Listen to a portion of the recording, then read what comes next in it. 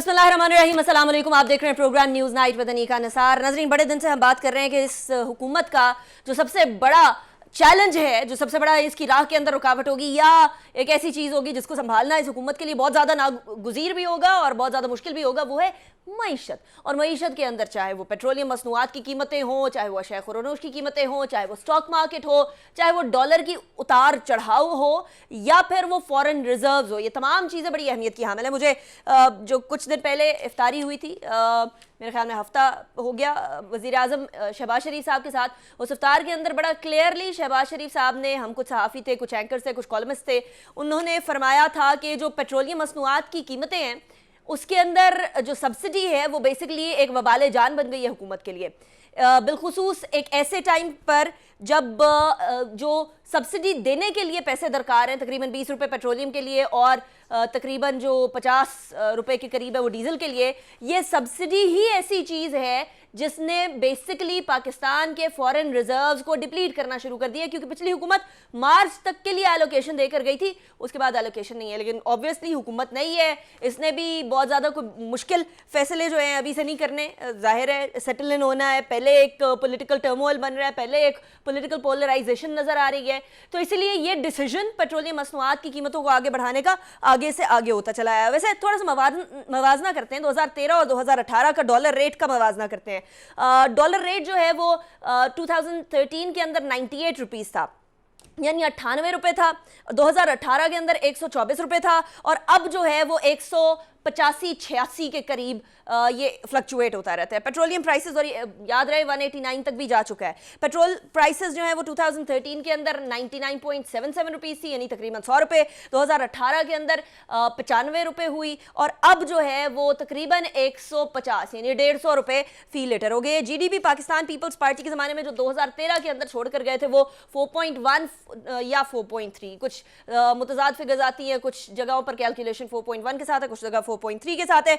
पीएमएलएन में पीएमएलएन कहती है कि 6.1, जनरली कहा जाता है कि 5.8, और पीटीआई जो छोड़ कर गई है 2022 के अंदर वो 5 जो है वो 6 है, और इससे पहले पीएमएलएन वाला 6.1 और 5.8 था। इन्फ्लेशन पाकिस्तान पीपल्स पार्टी के ज़माने में 2013 में जब वो हुकूमत छोड़ के गए हैं तो उस टाइम पर 5.85% थी। पीएमएलएन के ज़माने में जब वो छोड़ के गए हैं 2018 में तो 5.84% थी, और पीटीआई जब 2022 के अंदर छोड़ कर गई है हुकूमत तो 12.7% इन्फ्लेशन थी, यानी डबल डिजिट से भी 2 ऊपर, यानी 10 तो नॉर्मल हम लोग डबल डिजिट में आ जाए तो हम लोग परेशान हो जाते हैं कि इन्फ्लेशन इतनी नहीं होनी चाहिए, लेकिन उससे भी ज़्यादा। टैक्स कलेक्शन 2012-2013 के अंदर हुआ था 1950 बिलियन रुपए के करीब, 2017-18 के अंदर हुआ था 3,842 अरब रुपए के करीब, और जुलाई 2021 टू मार्च 2022, क्योंकि ये पूरा एक साल का मवाजना नहीं है, लेकिन इसके बावजूद भी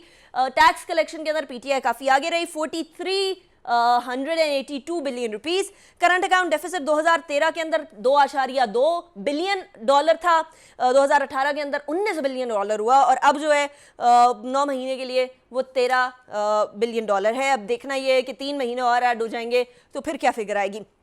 ट्रेड डेफिसिट के बारे में बिलखुसूस बड़ा पाकिस्तान तहरीक इंसाफ कहती थी कि हम लोगों ने चीज़ों को मेलो डाउन किया है, माइल्ड किया है। ट्रेड डेफिसिट 2013 के अंदर 20.43 बिलियन डॉलर था, 2018 में 30 बिलियन डॉलर था, और पीटीआई जब छोड़ के गई है तो 35.5 बिलियन डॉलर ये जो है वो ट्रेड डेफिसिट था। तो सूरत हाल ये है। मेरे साथ जो मेहमानान मौजूद हैं वो तमाम ही इकॉनमी के माहिर हैं, वो तमाम ही इकॉनमी को समझते भी हैं, जांचते भी रहते हैं, और मुख्तलिफ हुकूमतों की जो कारकर्दगी है उसको भी, उसके बारे में भी कमेंट्स करते रहते हैं, अपने एक्सपर्ट कमेंट्स देते रहते हैं। मैं अपने पैनल का तारुफ करवाऊंगी। मेरे साथ डॉक्टर फ़ारूक सलीम साहब मौजूद हैं, जाने माने मईशत के माहिर हैं, इकोनॉमिस्ट हैं। बहुत शुक्रिया डॉक्टर साहब, आपने हमें ज्वाइन किया। हमारे साथ डॉक्टर सलमान शाह साहब मौजूद हैं, पाकिस्तान पीपल्स पार्टी, पाकिस्तान तहरीक इंसाफ, बहुत सारी हुकूमतों को ये अपनी एक्सपर्टीज़ जो है उसके ज़रिए एडवाइज़ करते रहे। हुकूमत माने या माने वो एक बात अलग है। बहुत शुक्रिया, आपने ज्वाइन किया। डॉक्टर साहब, आप एक्स फाइनेंस मिनिस्टर भी रहे।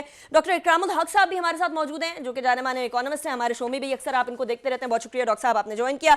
डॉक्टर सलमान शाह साहब, सबसे पहले मैं आपकी तरफ ही आऊँगी। बड़ी मुश्किल सूरत हाल हो जाती है जब मईशत ना संभल पा रही हो, और उस होने पे सुहागा ये कि मईशत के साथ साथ सियासत भी ना संभल पा रही हो और एक अजीब किस्म का बहरान पैदा होता चला जाए। आप समझते हैं डॉक्टर साहब कि पाकिस्तान तहरीक इंसाफ के जाने के बाद जो माशी सूरत हाल छोड़ के गई पाकिस्तान तहरीक इंसाफ, वो इस तरह की है कि इस हुकूमत को संभालना मुश्किल होगा और आसान नहीं होगा, या फिर आप समझते हैं कि गवर्नमेंट कुछ इंप्रेशन ऐसा दे रही है कि बहुत ज्यादा मुश्किल है, लेकिन इतना मुश्किल है नहीं? जो रेटरिक था वो ये था कि जो हुकूमत थी वो कह रही थी कि ये प्रोग्राम बड़ा अच्छा प्रोग्राम है। ऑपोजिशन उस वक्त की कह रही थी कि ये बड़ा गलत प्रोग्राम है और इसने तबाही मचा दी है और अवाम की बेड़ा गर्क कर दी है। आज वही ऑपोजिशन हुकूमत में आ गई है और वही प्रोग्राम वो करने जा रही है, बल्कि वो ये कह रही है कि हम ना सिर्फ इस प्रोग्राम को बहाल करेंगे बल्कि इसको 1 साल के लिए एक्सटेंड भी करेंगे। सो आई थिंक कि पॉलिटिकल इकोनॉमी जो है ना इस मुल्क की, वो असल गेम तो वो है ना कि वो गवर्नमेंट्स कितनी देर अपना काम कर सकती हैं। पॉलिटिकल इकोनॉमी ऐसी है कि IMF के साथ हम प्रोग्राम तो कर सकते हैं लेकिन हम उसको इम्प्लीमेंट नहीं कर सकते। हम उसके बेसिस के ऊपर जो रिफॉर्म्स दरकार हैं इकोनॉमी को ठीक करने के लिए वो भी नहीं कर सकते। अच्छा। हमारी कैपेसिटी भी नहीं है। हमारे मुल्क पे कर्जों का पहाड़ है जो कि बैरूनी मुल्क कर्जे हैं और हमारी इकोनॉमी जो है वो उसको सर्विस नहीं कर सकती। जिस तरीके की हमारे इकोनॉमी में इंसेंटिव्स हैं, एक इनवर्ड लुकिंग इकोनॉमी है जो अपने अंदरूने मुल्क प्रोटेक्टेड एनवायरनमेंट में काम करती है, वो एक्सपोर्ट के काबिल नहीं है। और डॉलर्स हमें एक्सपोर्ट से मिलते हैं या रेमिटेंसेस से मिलते हैं। डॉक्टर साहब, you've raised a very important point over here. मुझे जरा इसी पॉइंट से आगे बढ़ने दीजिएगा।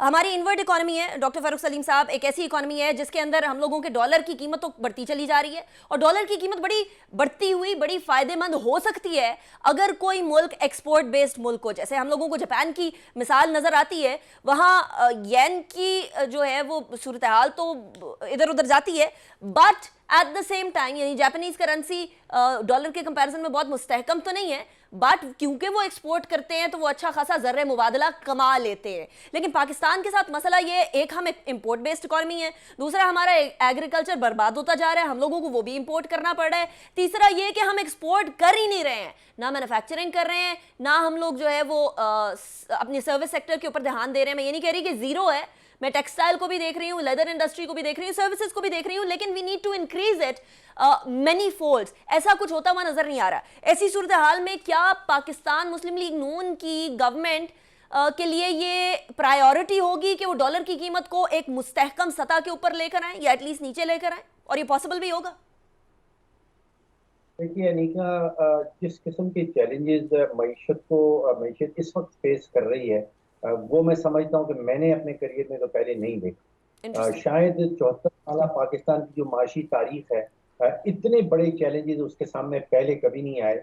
और वो दो सबसे बड़े चैलेंजेस उसमें से ये है कि पाकिस्तान की तारीख का बुलंद तरीन बजट का खसारा हमारे सामने आने वाला है, और पाकिस्तान की तारीख का बुलंद तरीन तिजारती खसारा जिसकी आप बात कर रही थी। अगर 12 महीने के बेसिस के ऊपर जाए तो मेरा तखमीना ये है कि तकरीबन 45 अरब से 50 अरब डॉलर के दरमियान का बजटरी खसारा इस माली साल में सामने आने वाला है, और ये पाकिस्तान की 74 साल माशी तारीख में पहले कभी नहीं ऐसा हुआ कि इतना हाई ये खसारा जाए। और इसी तरह जो बजट का खसारा PTI की हुकूमत छोड़ के जा रही है, वो अगर आप प्रोविंशियल सरप्लसेस वगैरह उसमें ना दिखाएं तो वो मेरा अंदाजा ये है कि कम से कम 5,000 अरब से जायद का बजटरी खसारा सामने आने वाला है। तो ये दो बहुत बड़े चैलेंजेस हैं। इनको कोई भी नई हुकूमत जो है वो किस तरह डील करती है, इनको किस तरह फेस किया जाता है। अब IMF की हमेशा बात करते हैं, IMF के पैकेजेस की बात करते हैं। 23rd हमारा जो है वो अरेंजमेंट IMF के साथ वो इस वक्त है, तो उसको हम बहाल करने की ये हुकूमत कोशिश कर रही है। देखिए, हमारी कन पट्टी पे कोई बंदूक रख के हमें IMF के पास नहीं लेके जाता। हम अपनी माशी पॉलिसीज की गलती की नतीजे में मजबूर हो जाते हैं कि IMF के पास जाएं। हम अपने जो आपने जिक्र किया इंपोर्ट और एक्सपोर्ट में जो जाता है, जो करंट अकाउंट का डेफिसिट आ जाता है, मजबूर कर देता है हमें कि हम IMF के पास जाएं, और फिर IMF के पास जाना पड़ता है, तो फिर वहां पे हमें जाके वो घुटने टेकने पड़ते हैं और उनकी सारी शराइत जो है वो पूरी करनी पड़ती हैं। राइट। अब देखिए, जिस किस्म की बारूदी सुरंगें PTI की हुकूमत बिछा के जा रही है, खास तौर पे वो जो 10 रुपए की पेट्रोल की सब्सिडी है, अब आप अंदाजा कीजिए कि दुनिया में कोई ऐसा मुल्क नहीं है जो महंगा तेल आलमी मंडी से खरीद रहा हो और सस्ता और बेच रहा हूँ। अपनी मार्केट सस्ता बेच रहा हो। बड़ा बड़ा सिवाय भारी पड़ रहा है डॉक्टर साहब ये हमारे फॉरेन एक्सचेंज रिजर्व्स को। तो वजीर आजम शहबाज शरीफ साहब भी इस बात का इदराक रखते हैं, उनकी फाइनेंशियल टीम के साथ ही मैं बैठी हुई थी, वो भी इस बात के बारे में बड़े कंसर्न थे, लेकिन फिर वो पॉलिटिकल डिसीजंस आ जाते हैं कि उन्होंने फौरी तौर पर ये डिसीजन नहीं लिया, अगले महीने तक के लिए छोड़ दिया। लेकिन डॉक्टर इकराम साहब, अब मसला ये, एक जगह पर हम लोगों ने जो है वो कहते हैं कि IMF जो है वो आर्म ट्विस्टिंग का तरीका है, फैटिफ आर्म ट्विस्टिंग का तरीका है, जितना भी कर्ज देने वाले इदारे हैं वो आर्म ट्विस्टिंग का तरीका है, लेकिन फिर इस डेट ट्रैप के अंदर फंसे जाते हैं, धंसे चले जाते हैं। हमारे साथ हमसाए बैठे हैं इंडिया, एक दफा गए थे, उसके बाद उन्होंने अपनी मईशत का पहिया ऐसा चलाया कि उनको बार बार जाने की जरूरत नहीं। हम 22-23 दफा जा चुके हैं डॉक्टर साहब, हम लोग अपने पांव पे खड़े होने का नाम नहीं ले रहे। हर बार हम ये कहते हैं मईशत बड़े नाजुक मोड़ पर है, ये नाजुक मोड़ पुर कब होगा, खत्म कब होगा, हम कब इसको पार करेंगे? जी जाहिर है, जब आप फंडामेंटल स्ट्रक्चर रिफॉर्म्स नहीं करेंगे, बार बार हम लिखते हैं कि हर हुकूमत का यही मसला है कि जब वो जाने लगती हैं तो एक बड़ा खसारा जो है वो तजारती भी और जो फिजिकल डेफिसिट हमारे सामने मालियाती खसारा छोड़ के जाती है। क्या वजह है कि हम 23 मरतबा IMF के पास गए और बार बार हम भी वही गलतियां दोहराते रहते हैं, और IMF भी जाहिर है कि अपने प्रोग्राम के मुताबिक ना हमें सुधार सका है और ना हम सुधरने की कोशिश करते हैं। मेरा ख्याल ये है कि ऐसा मुल्क जहाँ पे आपने देखा को कोई इनोवेशन की तरफ तवज्जो नहीं है, एग्रीकल्चर प्रोड्यूस की तरफ, हम प्रोडक्टिविटी की तरफ नहीं जाते, हम कोशिश नहीं करते कि हम फंडामेंटल स्ट्रक्चर रिफॉर्म्स करें। हमारा आप ज़रा देखिए कि टैक्स की कलेक्शन का भी अगर अंदाज़ा लगा लिया, वो बड़ी तो ज़रूर है, मगर उसमें सारा इंटरेक्ट का एलिमेंट देखिए। हमने कोई जो गरीब लोगों पे टैक्स लगा रखे हैं, खर्चे हम अपने हुकूमत के कम नहीं करते। 22% के करीब हमारा GDP का गवर्नमेंट को रन करने का खर्चा है। फिर हम कहते हैं कि जी हम कहाँ से, अब ये सारा टैक्स लगा कर गरीबों को हमने कोई भी जो मराद दी हुई थी अमीरों को वापस नहीं की, और तेल की कीमत जो है वो हमने उस पर सब्सिडी दी। क्यों नहीं आपने सारी जो टैक्स मराद थी वो ख़त्म की, ताकि हमें ये सब्सिडी हम फाइनेंस कर पाते। अब क्या वजह है कि एक अमीर आदमी जो है उसको हम जो है वो टैक्स पेट्रोलियम के ऊपर सब्सिडी दें? कोई इसकी वजह मुझे समझ नहीं आती है। अच्छा डॉक्टर साहब, आप भी ये समझते हैं पेट्रोलियम मसनूआत के ऊपर जो सब्सिडी है ये सिर्फ अमीर आदमी की सब्सिडी है, गरीब की नहीं? क्योंकि मिफ्ता इस्माइल साहब भी बिल्कुल यही बात कर रहे थे जब लास्ट टाइम मेरी उनसे मुलाकात हुई है। तो जी जाहिर है कि आप देख रहे हैं कि ये तेल सस्ता करके हम किन लोगों को दे रहे हैं? जो लोगों के पास बड़ी बड़ी गाड़ियां हैं, जो फाइनेंस कर सकते हैं। मगर रियासत है कि इस बात का ख्याल नहीं करती कि पूरा हमारा जो इनकम टैक्स का सेकंड स्केड्यूल है वो अमीर लोगों के लिए मराज से भरा पड़ा है, उनके ऊपर हम टैक्स लगाने को तैयार नहीं है, और गरीब लोगों के ऊपर हम चाहते हैं कि हम जो है वो चीज़ें भी महंगी करें, 17% जो है 17% सेल टैक्स भी लगाए।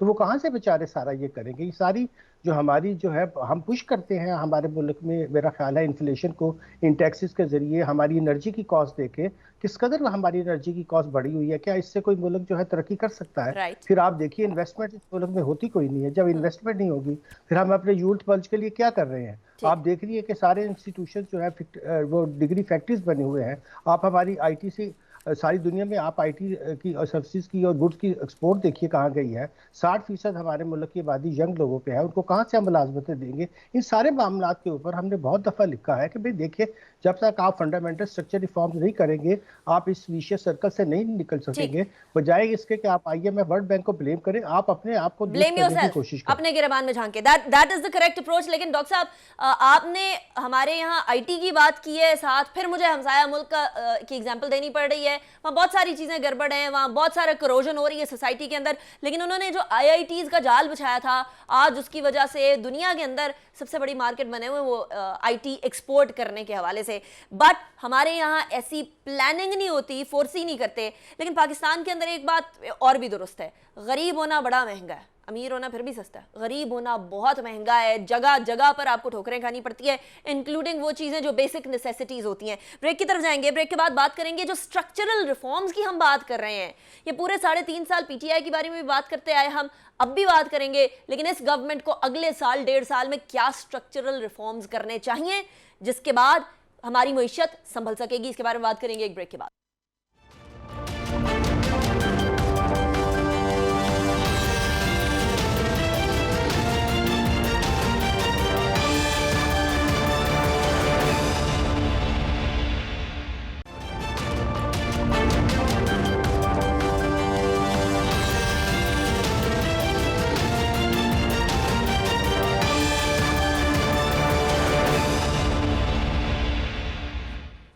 Welcome back after break. नाज़रीन, इस हुकूमत के साथ कुछ हुआ इस तरह से है कि सर मुंडाते ही औले पड़ गए, इसलिए क्योंकि बजट सर पे है और आईएमएफ के साथ खटाई में मामला चला गया था। पहले तो सबसे पहले जाकर इमरजेंसी के अंदर आईएमएफ के मामलात को सीधा करना पड़ा, वो फिर 6 अरब के बाद 8 अरब की खबर आई, मतलब 8 अरब अब देगा आईएमएफ। लेकिन इसके ऊपर हमें सेलिब्रेशन करने की ज़रूरत नहीं है। कर्जे से जो भी मुल्क की बात तो दूर की बात, कोई घर भी चलता है तो वो भी सस्टेनेबल नहीं होता। इसलिए हम थोड़ी देर पहले स्ट्रक्चरल रिफॉर्म्स की बात कर रहे थे कि अब वक्त आ गया कि हम सोचें इस पॉइंट के ऊपर खड़े होके कि हम लोगों ने पूरी की पूरी पाकिस्तान की जो क़यामत तक रहना है उस पे हम लोगों ने कर्जे के ऊपर ही चलते रहना है या हम लोगों ने सस्टेनेबिलिटी की तरफ भी आना है। डॉक्टर सलमान शाह साहब, स्टार्टिंग फ्रॉम यू, ब्रेक पे जाने से पहले डॉक्टर इकराम कह रहे थे कि हम लोगों को सस्टेनेबल मॉडल की तरफ आना पड़ेगा, हम लोगों को स्ट्रक्चरल रिफॉर्म्स की तरफ आना पड़ेगा। वो स्ट्रक्चरल रिफॉर्म्स बड़ी मुश्किल होती हैं, बड़ी भारी होती हैं, बड़ी महंगी होती हैं। एक हुकूमत जो 5 साल के लिए आए वो इतने मुश्किल डिसीजंस नहीं करती है, तो ये तो फिर हुकूमत 1.5 साल के लिए हम इनसे क्या तवक्को कर सकते हैं कि मुश्किल डिसीजंस लें? देखिए, ये तवक्को नहीं करनी चाहिए कि वो कोई स्ट्रक्चरल रिफॉर्म्स करेंगे, कि उनके पास टाइम ही नहीं होगा। क्योंकि सबसे पहले तो फायर फाइटिंग जो है ना, वो तो कम से कम आग को तो बुझाना बहुत ज़रूरी है। और उसके लिए ये जो आईएमएफ प्रोग्राम है, उनको वो आ रहे हैं यहाँ, मई में आएंगे, वो आपका बजट आपके साथ बैठ के बनाएंगे ताकि आप बजट एक ऐसा बनाएं।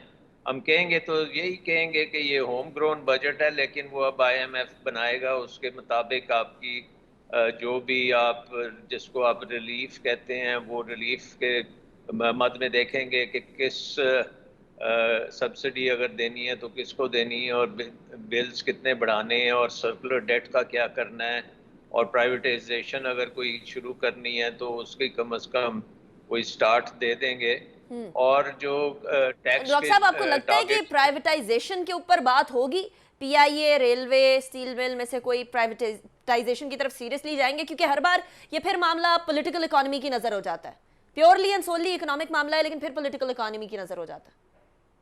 नहीं, आई थिंक वो इसलिए है क्योंकि अगर 2 साल का प्रोग्राम अब होना है, नहीं तो इस प्रोग्राम ने सितंबर में खत्म हो जाना था, तो उसको अब 1 साल आपने और आगे कर लिया है, तो उस टाइम पीरियड में कम से कम आप शुरू तो कर सकते हैं ना। आप इश्तिहार दे सकते हैं, प्रोसेस को शुरू कर सकते हैं, बट जाहिर है कि उसका रिलीफ आपको नहीं मिलेगा, उसके पैसे लगने में 6, 7, 10 माह लग सकते हैं। आपको बहुत से बॉन्ड इश्यूज करने पड़ेंगे, लेकिन इंटरनेशनल मार्केट में आपकी इस वक्त जो कॉस्ट है वो एग्जॉर्बिटेंट है। वो उसको आप कैसे करेंगे कि आपका जो इस वक्त के बॉन्ड्स हैं जो अपने लेवल से बहुत नीचे गिर चुके हैं, 70%, 75% पे वो बिक रहे हैं, उसको कैसे बूस्ट दिया जाएगा।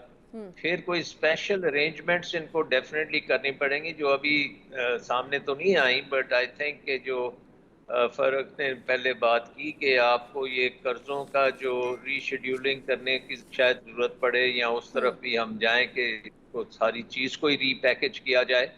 जाहिर है कि ये गवर्नमेंट तो अभी चंद 1-2 हफ्ते पहले ही आई है, तो इनकी थिंकिंग में ये चीजें तो होंगी कि इसका कैसे किया जाए। अग्री। अच्छा, डॉक्टर फरूख सलीम साहब जी, मैं दोबारा वापस आती हूँ डॉक्टर सलमान शाह साहब आपकी तरफ। डॉक्टर फरूख सलीम साहब, मसला ये है कि हम लोग यहाँ से जो मैन्युफैक्चर कर रहे हैं, जो सर्विसेज दे रहे हैं, that is a very small amount in comparison to जो हमारा इंपोर्ट हो रहा है। और इंपोर्ट हम कर्टेल कर नहीं सकते क्योंकि हमारा ज़्यादा इंपोर्ट है पेट्रोलियम मसनूआत के ऊपर मुख्तस, और पेट्रोलियम मसनूआत गाड़ियों में भी वही डल रही है चीज़, हमारे बिजली घरों के अंदर भी वही चाहिए, घरों में भी गैस जल रही है। मतलब एक कुछ इस तरह की सूरत हाल है कि हम लोगों ने अपने आप को उस मामले में फंसा लिया कि हम इंपोर्ट पे इंपोर्ट किए जाएं धड़ाधड़, वहाँ से कर्जे पे कर्जा लिए जाएं, और बीच में यहाँ हम डुगडुगी बजा रहे हैं, कुछ एज सच इस मामले को सॉल्व करने के लिए कुछ कर नहीं रहे। एक घर के अंदर भी अगर अर्निंग कम हो और कर्जा ज़्यादा लिया जाए और चीज़ें ज़्यादा आ रही हो तो वो घर नहीं चल सकता। डॉक्टर साहब,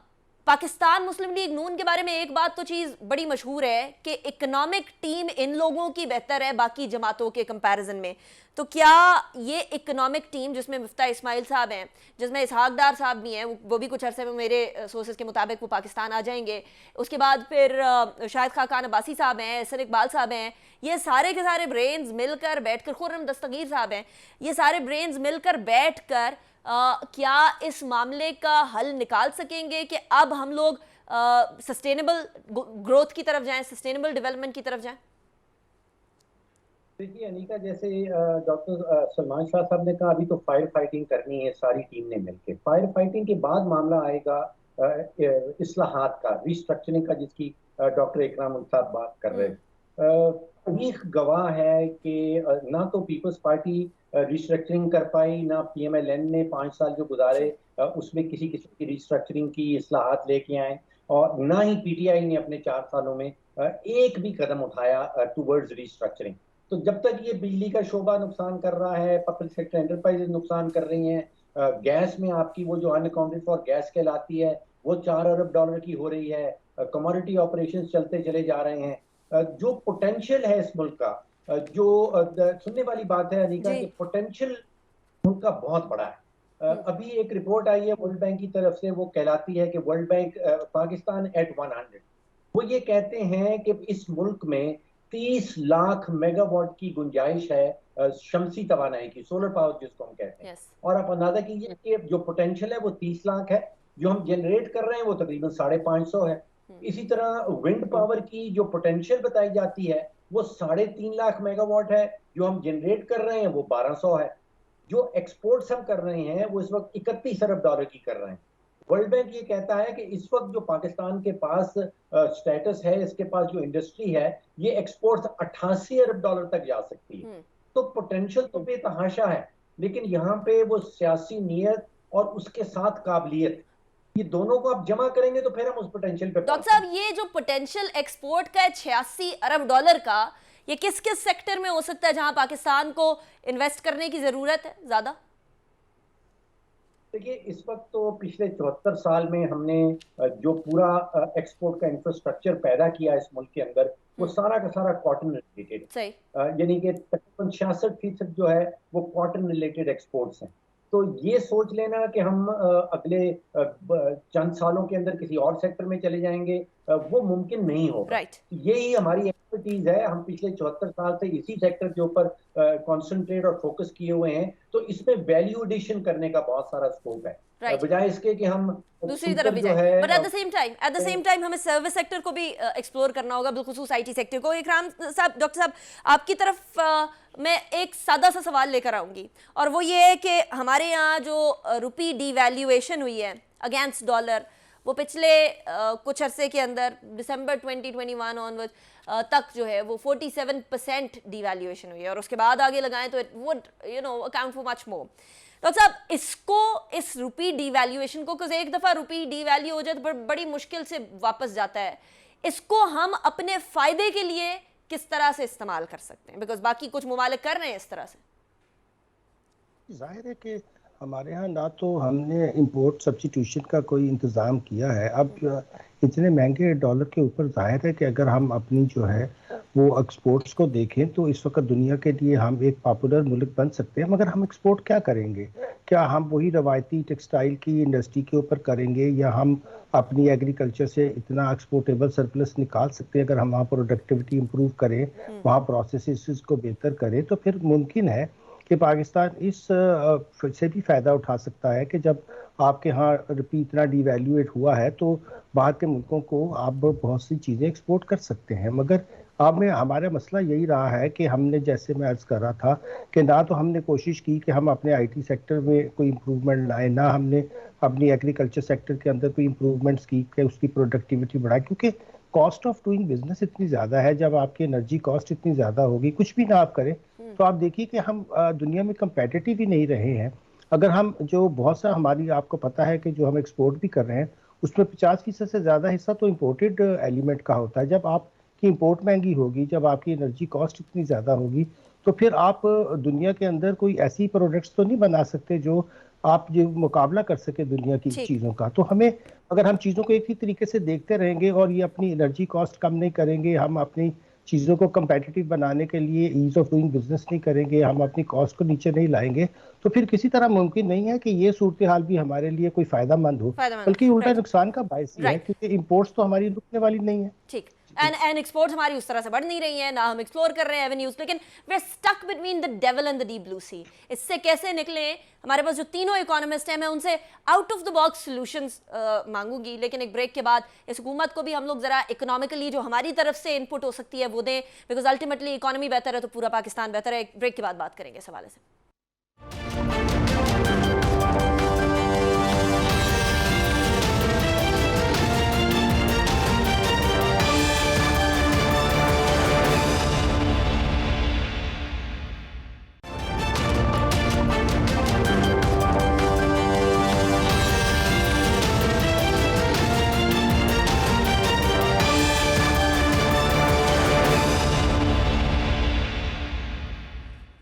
welcome back after the break. नाज़रीन, मसाइल हम लोगों को पता है, ये पता चल गया कि पेट्रोलियम मसनूआत को इंपोर्ट करना बहुत सस्टेनेबल नहीं है। हम लोगों को ये भी पता चल गया कि गवर्नमेंट सेक्टर हमारा बहुत ज़्यादा बजट का हिस्सा खा जाता है, जिसके अंदर से पेंशन्स भी आती हैं। उसके लिए भी हम लोगों को कोई सस्टेनेबल सोल्यूशन लेकर आना पड़ेगा। ऑब्वियसली हम लोगों का एक्सपोर्ट सेक्टर भी बढ़ने वाला है। ये बात तो अब तक के शो के अंदर ये डिस्कस हो गई, सोल्यूशंस भी ये वाले निकल गए। लेकिन मैं तमाम तीनों पैनलिस्ट से out of the box solutions जो वो समझते हैं कि ये हुकूमत करे या उससे अगली हुकूमत करे या लॉन्ग टर्म पॉलिसी बने तो पाकिस्तान को इस भंवर में से निकालकर एक स्टेबल फॉर्म में लेकर आया जा सकता है। डॉक्टर इकराम साहब, सबसे पहले आप अपने सॉल्यूशंस दे दीजिए। The solutions you think can take Pakistan out of this situation. मेरा ख्याल है कि पब्लिक फाइनेंस को बेहतर करना चाहिए ताकि हमारी इन्वेस्टमेंट की जो इन्वायरमेंट है वो बेहतर हो, और उसके लिए सबसे पहले टैक्स निज़ाम को सिंप्लीफाई करना होगा, ब्रॉड बेस करना होगा और लो रेट करना होगा। जब तक पाकिस्तान में हम ये नहीं करते हैं, मेरा नहीं ख्याल कि हम आगे जाकर कोई हुकूमत भी जो है वो कोई भी ऐसा सोल्यूशन दे पाएगी जिससे मुल्क के अंदर सस्टेनेबल ग्रोथ जो है, जिसका मैं समझता हूँ कि पाकिस्तान की 7-8% की लॉन्ग टर्म सस्टेनेबल ग्रोथ होनी चाहिए, कि फिर कहीं जाकर हम इन मसाइल का हल कर सकेंगे। तो 3 चीज़ें मेरे ख्याल में बहुत ज़रूरी हैं जो करनी चाहिए। एक तो हमें अपने एग्रीकल्चर को मॉडर्नाइज करके उसमें से एक्सपोर्टेबल सरप्लस पैदा करना चाहिए, और ये जो हम नेट अब इस वक्त इम्पोर्टर बने हुए हैं ज़रूरी अजनास की भी, ये बिल्कुल नामुनासिब है एक ऐसे मुल्क के लिए जिसके पास इतना बड़ा पोटेंशियल हो। दूसरा, हमें अपने टैक्स के निज़ाम को बिल्कुल सादा करना चाहिए, उसमें लो रेट करना चाहिए। वॉलंटरी कंप्लायंस को जो है हमें वो प्रमोट करना चाहिए, लोगों को टैक्सेस की तरफ लाना चाहिए, मगर उसके साथ ही फिर गवर्नमेंट को ये भी शो करना चाहिए कि वो टैक्स उनकी बेटरमेंट के लिए इस्तेमाल हो रहा है, ना कि मुफादात तबकात के लिए सिर्फ इस्तेमाल हो रहा है, और वो मुल्क की तरक्की के लिए इस्तेमाल होगा। और तीसरा बहुत ज़रूरी है कि हम अपने ये जो सर्कुलर डेट है और ये जो इतनी बड़ी ब्लीडिंग होती है हमारी जो पब्लिक सेक्टर ऑर्गेनाइजेशन, इसको बंद करें, क्योंकि ये तो मुल्क के ऊपर एक इजाफी बोझ है और वो टू टैक्स पेयर्स की मनी से ये पैसा जाता है। एंड ये रोल होता रहता है हर हुकूमत की तरफ। डॉक्टर साहब rightly pointed. So doctor Farooq Salim साहब, आपके 3 सॉल्यूशंस जो कि आप समझते हैं आउट ऑफ द बॉक्स हो, जो ये गवर्नमेंट और उसके आने वाली गवर्नमेंट को पॉलिसी के तसलसल के साथ अपनाने चाहिए। ठीक है, पिछले 100 साल की माशी तारीख गवाह है कि मईशत के अंदर कोई जादू की छड़ी नहीं, ये out of the box solutions exist नहीं करते हैं। सही। ये आपको एक काम जो मैं समझता हूँ कि फौरन होना चाहिए इस मुल्क के अंदर, is to take government out of business. देखिए, अभी गंदम के सेक्टर के अंदर हुकूमत घुसी हुई है, गन्ने के सेक्टर के अंदर हुकूमत घुसी हुई है, बिजली के सेक्टर के अंदर हुकूमत घुसी हुई है, गैस के सेक्टर के अंदर हुकूमत घुसी हुई है। जिस सेक्टर में हुकूमत जाती है उस सेक्टर का वो बेड़ा गर्क कर देती है। तो let's take the government out of businesses, और उसका काम है हुक्मरानी करना, वो सिर्फ हुक्मरानी करे और बिजनेस प्राइवेट सेक्टर पे छोड़ दे। ठीक हो गया। डॉक्टर सलमान शाह साहब, आपके ख्याल में क्या हाल है ऐसे गवर्नमेंट के पास? देखिए, एक तो ये है कि जैसे दोनों डॉक्टर्स ने कहा है कि आप stroke of the pen type चीजें कर सकते हैं, उसका मतलब है डीरेगुलेशन, इमीडिएट डीरेगुलेशन। कम अज कम आप फॉरेन इन्वेस्टमेंट की करें, ओवरसीज पाकिस्तानीज का यहाँ पे इन्वेस्टमेंट पे ऊपर कोई क्वेश्चंस नहीं होने चाहिए, बहुत आसान होना चाहिए उनको। यहाँ पे अगर वो फॉरेन इन्वेस्टमेंट डॉलर्स में लेके आते हैं, वो हमारी ज़रूरत है। हमारी इंडस्ट्री को मॉडर्नाइज करने के लिए एक किस्म का प्लान होना चाहिए कि मॉडर्नाइजेशन में जो भी इन्वेस्टमेंट आएगी उसका कोई सवाल जवाब नहीं होगा। राइट। और FBR आपको सेल्फ असेसमेंट्स जो हैं उसमें ऑटोमेशन लाने की ज़रूरत है, face to face contact with the tax payer ख़त्म करने की ज़रूरत है, हैरेसमेंट ख़त्म करने की ज़रूरत है, और बिजनेस क्लाइमेट को इम्प्रूव अगर आप कर लें और तो वो दैट जल्दी इज भी हो जाए। The best solution. बहुत शुक्रिया डॉक्टर सलमान शाह साहब, डॉक्टर फरूख सलीम साहब, डॉक्टर इकरामुल हक साहब, आपने ज्वाइन किया। एक ये तो मिड टर्म सॉल्यूशंस भी दिए, लॉन्ग टर्म सॉल्यूशंस भी दिए और शॉर्ट टर्म सॉल्यूशंस भी दिए मेरे पैनल ने। और एक सॉल्यूशन जो है वो शायद हम लोगों को अपने ह्यूमन राइट्स, ह्यूमन रिसोर्स के ऊपर जो है वो बहुत इन्वेस्ट करने की ज़रूरत है, क्योंकि हम लोग क्लर्क पैदा कर रहे हैं, हम लोग नौकरी पेशा लोग पैदा कर रहे हैं, मास्टर्स किए हुए लोग भी जो हैं वो सही तरीके से लिख नहीं पा रहे होते हैं या सही तरीके से अपने आप को एक्सप्लेन नहीं कर पा रहे होते हैं। हमें एंटरप्रेन्योरशिप की तरफ जाने की ज़रूरत है। वी नीड एजुकेशन जो कि हमारे मुल्क को बिजनेसमैन दे, सिर्फ और सिर्फ क्लर्क ना दे। तो इस तरफ भी हम लोगों को ध्यान देने की ज़रूरत है। एंड सेल्फ के ऊपर जाएं तो ऑब्वियसली सोलर के ऊपर जाना भी इंपॉर्टेंट है। नीका निसार को इजाज़त दीजिए, अपना बहुत ख्याल रखिएगा, इस दुआ के साथ कि पाकिस्तान आगे फले फूले बढ़े और तरक्की करे। अल्लाह हाफिज़ नासिर।